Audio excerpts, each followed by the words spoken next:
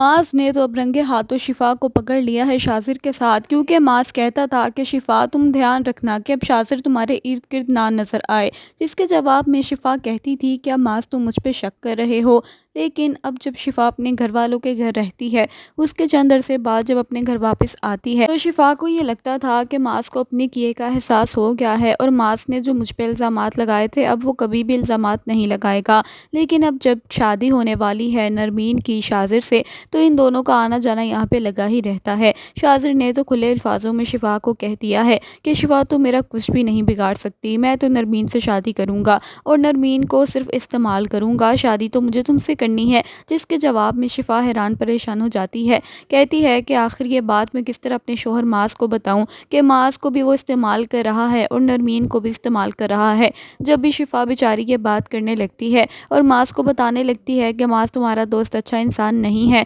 बल्कि वो तो तुम्हें और तुम्हारी बहन को इस्तेमाल करना चाहता है और असल शादी तो वो मेरे से करना चाहता है, तो फ़ौरन से शिफा सोच में पड़ जाती है और ख़ामोशी के साथ दोबारा बैठ जाती है और कहती है कि जो होता है होने दो, क्योंकि अब मैं कुछ भी नहीं कर सकती, क्योंकि शाजिर बहुत ही ख़तरनाक आदमी है। शाजिर भी ये सोच में पड़ जाता है कि अगर नरमीन से शादी कर ली और नरमीन को शादी से पहले सब कुछ पता चल गया या शादी के बाद पता चल गया, तो उस बेचारी के साथ तो बहुत ही बुरा हो जाएगा और वो कितना तड़पेगी, कितना रोएगी उसको जब पता चलेगा सारी हकीकत का। फिर शाजिर सोचता है कि मैं भी तो इतना ज़्यादा रोया हूँ शिफा की खातिर और इतना तड़पा भी हूँ, अब ये भी तड़प ले तो कोई मसला नहीं होगा, वरना मैं बाद में उससे माफ़ी मांग लूँगा और नरमीन को सारी हकीकत बता दूँगा। लेकिन पहले शादी करना ज़रूरी है, क्योंकि शाजिर ने इसको एक सीढ़ी समझ लिया है। नरमीन एक सीढ़ी है और एंड पे इसने तो शिफा के पास जाना है और शिफा से ही मोहब्बत करता है। इसने साफ खुले अल्फाजों में भी कहा था कि शिफा मैं तुम तक पहुँचने की खातिर दुनिया को आग लगा सकता हूँ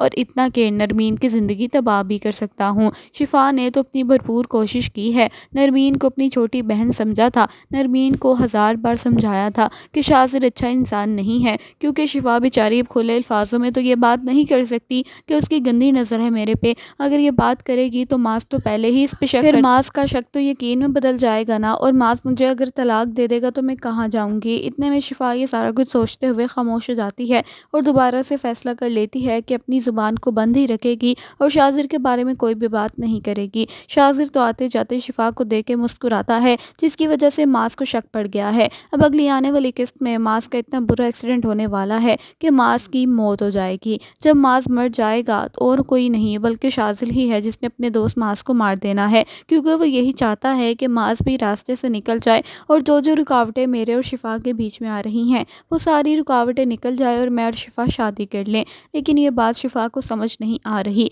अगर शिफा अभी अपने माँ से तलाक ले लेती तो इतना सब कुछ ना होता, इतना नुकसान ना होता। अगर माँ से तलाक ले लेती तो शाजिर इससे शादी कर लेता। लेकिन अभी शिफा ने फैसला कर लिया है कि वो अपने शौहर मास को नहीं छोड़ेगी और इन दोनों की मोहब्बत ऐसी है कि दुनिया में कोई किससे मोहब्बत नहीं कर सकता। लेकिन अब शिफा भी बेचारी मजबूर हो गई है और सोचती रहती है कि मैं एक ऐसा क्या करूं कि मेरा शौहर मास मुझ पर एतबार करने लग जाए, और मैं ऐसा क्या करूं कि मास के दिल में दोबारा घर बना लूं और शाजिर से भी मेरी जान छूट जाए। लेकिन ऐसा तो कुछ भी नहीं होने वाला है, क्योंकि शाजिर ने तो खुले अल्फाजों में धमकियां लगा दी हैं, कहा है कि मैं तुम्हें नहीं बख्शूंगा, शादी करूंगा तुम ही से करूंगा।